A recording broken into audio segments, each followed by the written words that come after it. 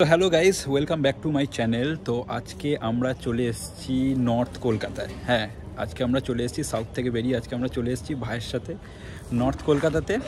তো জানোই প্রচুর ইতিহাস জড়িয়ে রয়েছে এই নর্থ কলকাতাতে, ঠিক আছে। তো এইরকমই আজকে আমরা একটা ফুড ওয়াকে এসেছি বেসিক্যালি, যে এখানে সব থেকে যে পুরনো দোকান, যেইগুলো মানে ধরে নাও 100 বছরেরও ওপরের দোকান বা তার একটু পরে, মানে বাট অনেক পুরনো দোকান মেনলি। তো সেরকম দোকানগুলো আজকে আমরা এক্সপ্লোর করতে এসেছি। সেখানের মিষ্টি হোক বা সেখানের ফ্রাই বলো বা সেখানের মেনলি বলো খাবার দাবার, সেইগুলো আমরা আজকে এক্সপ্লোর করতে এসেছি। তো কিছু বলতে চাস তুই? না, আমি খেতে উদ্বিগ। তো আজকে আমরা দুজনে বেরিয়ে পড়েছি তার জন্য নর্থ কলকাতাতে একসাথে। তো সেখানে গিয়ে আজকে খাওয়া দাওয়া করব, তোমাদের সাথে সমস্ত কিছু শেয়ার করব, যে কোথায় কি ইতিহাস রয়েছে। পার্টিকুলারলি এই ব্যাপারটাই মেনশন করতে চাই, কোন দোকানের কি ইতিহাস আছে সেইগুলো তোমাদেরকে শেয়ার করব, প্লাস ওখানের কি ফেমাস খাবার সেটাও আমরা তোমাদের সাথে শেয়ার করব। আর কীরকম টেস্ট সেটা তো জানাবোই, সেটা তো কম্পালসারি, সেটা আমরা জানাবো। তো চলো ভিডিওটা বেশি দেরি না করে ব্লগটা শুরু করা যাক, চলো। চিত্তরঞ্জন মিষ্টান্ন ভাণ্ডার কলকাতার শোভাবাজারে অবস্থিত।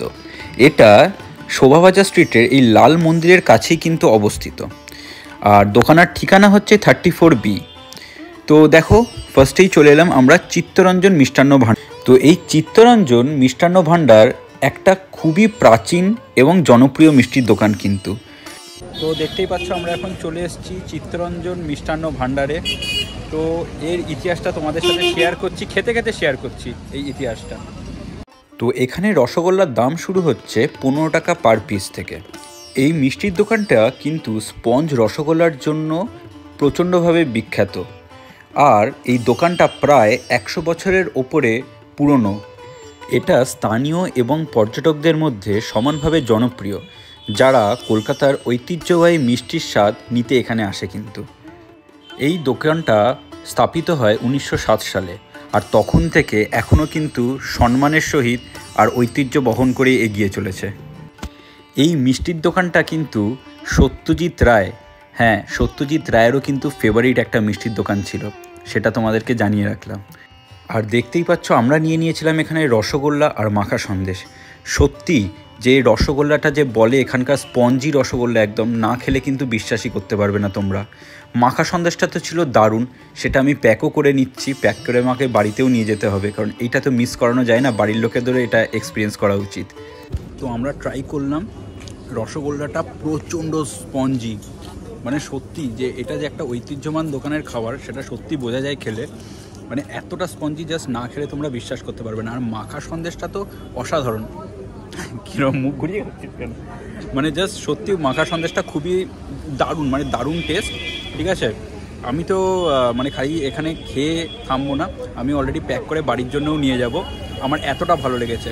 তো চলো, এই দোকানের তো রিভিউটা একদম প্রপার দিচ্ছিলাম তোমাদেরকে, জেনুইনলি বলছি খুব ভালো, খুব ভালো। নর্থে প্লিজ আসো, নর্থে এরকম প্রচুর দোকান আছে যে এটাতে 117 বছর আগেকার দোকান, ভাবা যায়। তো নর্থে এরকম প্রচুর দোকান আছে, আসো তোমরা ট্রাই করো, খুব ভালো লাগবে। তো চলো, থামাতে পারছি না। হ্যাঁ, ও তো ভিডিওতে কোনো কথা বলতে পারছে না, খেয়েই যাচ্ছে, লিটারালি ও খেয়ে যাচ্ছে। তো চলো এবারে আমরা যাব নেক্সট ডেস্টিনেশন আর একটা দোকানে, সেখানে গিয়ে তোমাদের সাথে দেখা হচ্ছে।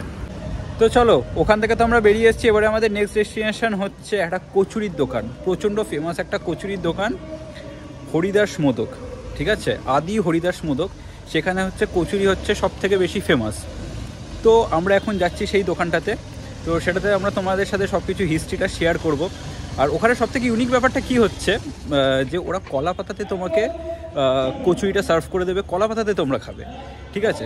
তো চলো যাই, আমরা ফার্স্ট টাইম যাচ্ছি, গিয়ে দেখি কীরকম কী, আর রিভিউ তো শেয়ার করব, তার সাথে হিস্ট্রিটাও শেয়ার করব।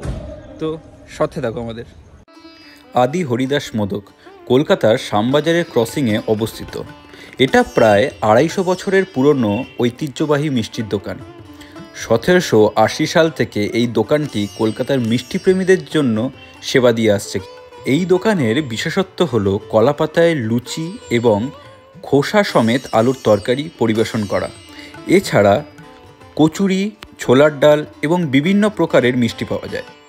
এই দোকানের বর্তমান কর্ণধার ইন্দ্রজিৎ মোদক এবং প্রায় 6 প্রজন্ম ধরে এই দোকানটি পরিচালিত হচ্ছে।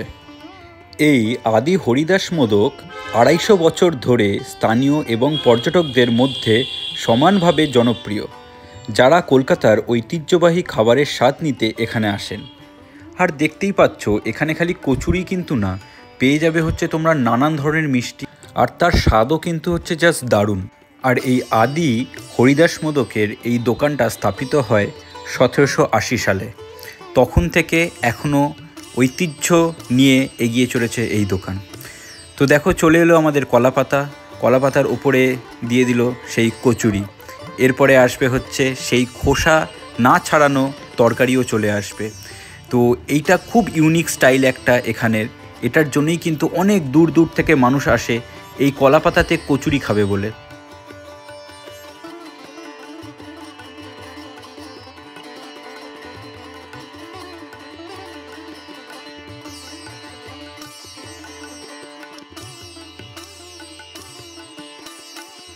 এবারে বলে দিই, 1 প্লেট কচুরি পড়বে হচ্ছে 45 রুপিস, ঠিক আছে। আর টেস্ট ওয়াইজ বলি, কচুরির বাইন্ডিংটা কিন্তু সত্যি খুব ভালো, খুবই সুন্দর খেতে, তরকারিরও কোনো তুলনাই হবে না। আমরা সন্ধেবেলা গেছিলাম, কিন্তু তখনও কিন্তু গরম গরম কচুরি ভেজে আমাদেরকে দিল। তো তোমরা এসে এখানে একবার ট্রাই করে দেখতেই পারো। আমি আশা করছি তোমাদের কারুর ভালো লাগবে না এটা হতে পারে না। তো আমাদের খাওয়া হয়ে গেল আদি হরিদাস মোদকের সেই বিখ্যাত কচুরি। তো তোমরা আসলে অন্য মিষ্টিও ট্রাই করতে পারো, মিষ্টি ওখানে খুবই ভালো। তো এবারে আমরা যাচ্ছি, বলে দাও কোথায়? নীলাচল রেস্টুরেন্ট। ভাইয়ের গলাটা যায়নি, ভিডিও অবধি যায়নি, ভাইয়ের গলা শুধু খেতে কাজে লাগে। তো এবারে বলো ভাই, ওখানে আমরা কি খেতে যাচ্ছি? ওখানে দেখা যাক কী পাওয়া যায়, যা পাওয়া যায় সেটাই খাওয়া হবে। না, মোটো এরকম না, ওখানেও একটা খুব ভালো একটা জিনিসের জন্য ফেমাস, মাছের কচুরি। ঠিক আছে, আমি খাইনি আগে কখনো, ফার্স্ট টাইম ট্রাই করতে যাব নীলাচল রেস্টুরেন্টে। তো মাছের কচুরিটা খেতে খেতে তোমাদেরকে বলবো, সমস্ত ডিটেলস দেবো ওখানে। চলো যাওয়া যাক মাছের কচুরি খেতে নীলাচল রেস্টুরেন্টে, যাওয়া যাক। চলো যাওয়া যাক।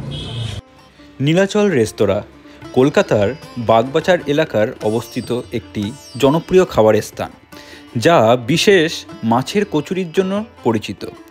এই রেস্তোরাঁর প্রতিষ্ঠা উদয় দাস বাণিজ্যিকভাবে মাছের কচুরি প্রচলন করেন, যা বাঙালির উদ্ভাবনী শক্তি ও খাদ্যপ্রীতির মিশেলে একটি বিশেষ পদ হিসেবে পরিচিত পেয়েছে। সালটা 1982, অর্থাৎ 4 দশক পেরিয়ে এসেছে খাবারটি। এখনও নীলাচলের ক্যাটারিং ব্যবসা রয়েছে রেস্তোরাঁও। তো আমরা নিয়েছিলাম হচ্ছে ফিশ ফ্রাই আর সেই ফিশ কচুরিটা আমরা এখন খাইনি, বাট ওটা আমি তোমাদেরকে রিভিউ দেবো গিয়ে, কারণ এখন আমরা খেতে পারিনি বলে। তো ফিশ ফ্রাইটা বলবো, দেখতেই পাচ্ছ ওরা কিন্তু একদম প্রপার ভেটকি মাছ দিয়ে এটা করছে স্টাফিংটা, আর ওরা কিন্তু একদমই অন্য কোনো মাছ ইউজ করে না ফিশ ফ্রাইয়েতে। তো তোমাদেরকেই বলেছিলাম আমি বাড়ি থেকে এটার রিভিউটা দেবো, আর তার জন্য এখানেই আমি এই ভিডিও ক্লিপিংসটা অ্যাটাচ করে দিচ্ছি। তো ওরা পুরের জন্য ভেটকি মাছ ব্যবহার করে, কিন্তু আগে এই পুরের জন্য ওনারা ইউজ করতো রুই, কাতলা, চিংড়ি মাছ মিশিয়ে পুর করা হতো, কিন্তু তারপর চিংড়ি মাছে অনেকের অ্যালার্জি হয়, তাই এখন ভেটকি মাছ ব্যবহার করা হয়, আর স্বাদও কিন্তু যথেষ্ট ভালো হয় এটার। তো আমরা নীলাচলে ফিশ ফ্রাই খেলাম, ঠিক আছে, ফিশ এই যে, আর যেটা বলেছিলাম মাছের কচুরি, ফিশ কচুরি যেটা, সেটা আমরা নিয়েছি, প্যাক করে নিয়েছি। তার কারণ হচ্ছে তোমরা দেখতে পাচ্ছ এত জায়গা চারিদিকে আমরা ঘুরে ঘুরে খেয়ে যাচ্ছি, তো আমাদের সত্যি কথা বলতে খাওয়ার মতন আর পজিশানে নেই, মানে খুব প্রবলেম হয়ে যাচ্ছে। এরপরে যদি আরেকটু কিছু খেয়ে ফেলি, এবারে বমি করে দেবো, সিরিয়াসলি বলছি বমি করে দেবো। তার জন্য আমরা ফিশ ফ্রাইটা নিয়েছিলাম, ফিশ ফ্রাইটা নিয়ে ওটাই আমরা দুজনে মিলে ট্রাই করেছি। ভালো করেছে, ঠিক আছে, ভালো করেছে, কিন্তু মাছের স্টাফিংটা প্রচুর রয়েছে একদম, মানে কোনো জায়গায় যেরকম আমরা দেখি না ময়দার ডেলা বা ওই মশলাপাতি দিয়ে ম্যাক্সিমামটা ভরিয়ে দিয়েছে, ওদিকে মশলাপাতি দিয়ে যেরকম ভরিয়ে দেয়, বাট ওটা ওরকম ছিল না একদমই, মাছের স্টাফিংটা প্রচুর ছিল। কিন্তু আমি টেস্ট ওয়াইজ বলবো অ্যাভারেজ, ঠিক আছে। মানে আমার মনে হয় একটু যদি আর একটু পিসটা যদি একটু বড়, হ্যাঁ, কারণ ওটার প্রাইস হচ্ছে 100 রুপিস করে নিচ্ছে, তো 100 রুপিসে আরেকটু সাইজটা বড় করতে পারতো। আর টেস্ট ওয়াইজ আমি বলবো যে অ্যাভারেজ, ঠিক আছে, ট্রাই করে দেখতে পারো, ঠিক আছে। বাট ফিশ ফ্রাই অ্যাভারেজ লেগেছে, বিশাল ভালো এরকম না, বা বিশাল খারাপ এরকমও না। তো মাছের স্টাফিং ভালো ছিল, আবারও বলছি মাছের স্টাফিংটা কিন্তু যথেষ্ট ভালো ছিল, কিন্তু টেস্ট ওয়াইজ মোটামুটি, ঠিক আছে। তো চলো এবারে আমরা নেক্সট ডেস্টিনেশন, আমাদের নেক্সট স্পট যাচ্ছি। বাও, দেখো রাস্তা দিয়ে যেতে যেতে একটা জায়গা কী সুন্দর সাজানো, এদিকে কী সুন্দর সাজানো রয়েছে। যাই হোক, তো এবারে আমাদের নেক্সট স্পট সেন মহাশয় কলকাতার একটি ঐতিহ্যবাহী মিষ্টির দোকান, যেটা 1885 সাল থেকে প্রতিষ্ঠিত হয়। তাদের প্রধান শাখা শ্যামবাজারে অবস্থিত। এছাড়া সল্টলেক, লেক মার্কেট সহ কলকাতার বিভিন্ন স্থানে তাদের শাখা রয়েছে। এই প্রতিষ্ঠানটি তাদের মানসম্পন্ন মিষ্টি এবং স্ন্যাক্সের জন্য পরিচিত। বিশেষ করে মনোহরা মিষ্টি তাদের অন্যতম জনপ্রিয় পণ্য। নববর্ষের সময় সেন মহাশয় ঐতিহ্যবাহী সন্দেশ সহ বিভিন্ন মিষ্টির মাধ্যমে ক্রেতাদের মন জয় করে। তারা ফিউশন মিষ্টির পরিবর্তে পুরনো ঐতিহ্যবাহী মিষ্টিকেই প্রাধান্য দেয় বেশি। তাদের মিষ্টির মধ্যে মিহিদানা, সীতাভোগ, নলেন গুড়ের সন্দেশ, মিষ্টি দই, রাবড়ি ইত্যাদি এইগুলো কিন্তু বিশেষভাবে উল্লেখযোগ্য। আর এখানের সবথেকে মেন বিষয়টা হচ্ছে প্রত্যেকটা মিষ্টিতে কিন্তু খুব একটা চড়া মিষ্টি নেই, যেটা আমরা একটু অ্যাভয়েডই করি। যে খুব একটা চড়া মিষ্টি দেখবে খেলে পরে না গা গোলাতে থাকে, খুব একটা ভালো লাগে না। কিন্তু এত এই মিষ্টিগুলোর মধ্যে সুদিং টেস্ট, সেটা না খেলে তোমরা বিশ্বাস করতে পারবে না। আর এই মিষ্টির সব মিষ্টিগুলোরই প্রায় প্রাইস শুরু হচ্ছে 20 টাকা, 25 টাকা, 30 টাকা, একদম অ্যাফোর্ডেবল রেঞ্জেই তোমরা এখানে সমস্ত মিষ্টি পেয়ে যাবে। তো তোমরাও বেরিয়ে পড়ো একদিন এরকম সন্ধ্যায় এইরকম মিষ্টি বা এরকম উত্তর কলকাতার এরকম খাবারগুলো এক্সপ্লোর করতে। আমি প্রত্যেকটা দোকানের লিঙ্ক ডেসক্রিপশন বক্সে দিয়ে দেবো অ্যাড্রেসের জন্য, তোমাদের কোনো আজকে আমাদের অসুবিধা হবে নর্থ না। কলকাতার খাবার দাবার কিন্তু এক্সপ্লোর কমপ্লিট হলো আজকের মতন। আজকে আরও চেষ্টা করেছিলাম আরও কয়েকটা জায়গায় যাওয়ার, কিন্তু আমরা গিয়ে উঠতে পারিনি। না, বাট আমাদের পেটটা গিয়ে উঠতে পারিনি। আমাদের আর পেট নিতে পারছে না, কারণ এত খাওয়া দাওয়া হয়ে গেছে, যার জন্য আমরা আর খেতে পারিনি। ঠিক আছে, লাস্ট এই মিষ্টির দোকানে এসে এতগুলো মিষ্টি ট্রাই করেছি সেন মহাশয়তে, যে আমাদের তো ডান। ঠিক আছে, আজকের মতন ডান। দেখো, তোমাদের সাথে সব কিছু কিন্তু শেয়ার করলাম। মিষ্টির দোকান শেয়ার করেছি, ঠিক আছে, কচুরির দোকান শেয়ার করলাম, ভালো ফ্রাইয়ের দোকান শেয়ার করলাম। ঠিক আছে, তো একদম কমপ্লিট প্যাকেজ কিন্তু দিলাম। তো তোমরা নর্থ কলকাতায় আসলে কিন্তু সব কিছু একসাথে তোমরা পাচ্ছ। আর এক্সপ্লোর করো, এখনই তো সময় এক্সপ্লোর করার। তো নর্থ কলকাতায় এসো, প্রচুর দোকান আছে। আমরা তো অনেক দোকানের নাম জানি না বা ঢোকার সুযোগও পেলাম না, যেহেতু আমাদের সময়ও নেই অতটা, বা পেটে অতটা জায়গাও নেই। আর একদিনে তো সব কিছু মানে পুরো কমপ্লিটও করা যায় না, সম্ভব নয়। তো তার জন্য যতটা পেরেছি আমরা আজকে কমপ্লিট করলাম। তো তোমরা এসো, আরও ভিজিট করো, এক্সপ্লোর করো।